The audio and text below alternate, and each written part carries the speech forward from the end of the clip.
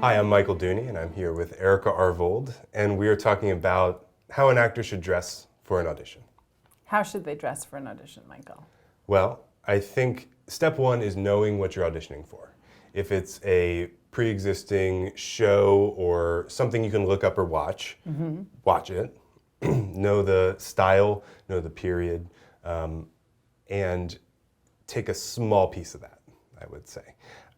Always keep your face and your actions clear and unobstructed. You So don't no want big your hats or jewelry. Yeah, or big I don't like hats at all because you get to see their natural, their natural kind of structure, their head and all of that stuff, which is so important when you're forming an ensemble and that kind of thing. But also, you don't want to play production designer. You don't want to play, costumes. You don't want to play DP necessarily.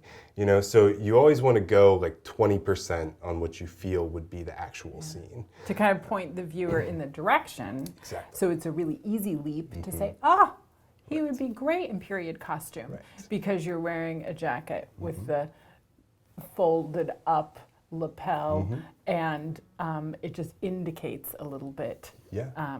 Your acting isn't indicative, but your clothing is. Yes, and I think when in doubt, especially with period pieces, just go neutral.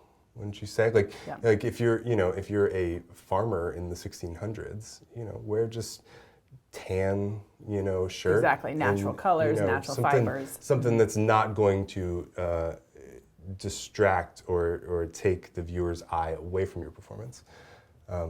I think the other thing is hair and makeup. And, it's interesting because for a commercial, for instance, you want to look your very best self. You want to be the trustworthy expert, or someone wants to be you. You're aspirational.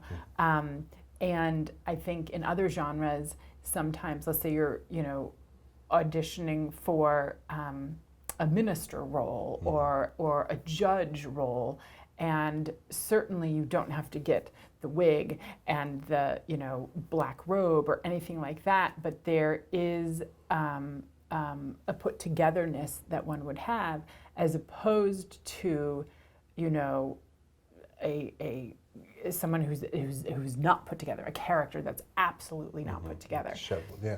So and I think the other side of all of this is always read the instructions, even if you're auditioning multiple times for a project or a show, continuously, because they do change. There are roles where, the higher-ups won't even consider if you're not in a suit or if you're not in a certain attire. So, we get a lot of tape sometimes when those guidelines change and everyone goes off kind of the old guidelines, but it's really important to read it every time. There's appropriate times to wear a suit, and it reads so loudly and appropriately on screen. But when it's for a role where a suit is not worn, do not wear a suit because it really screams. Exactly. Yeah, businessman or businesswoman.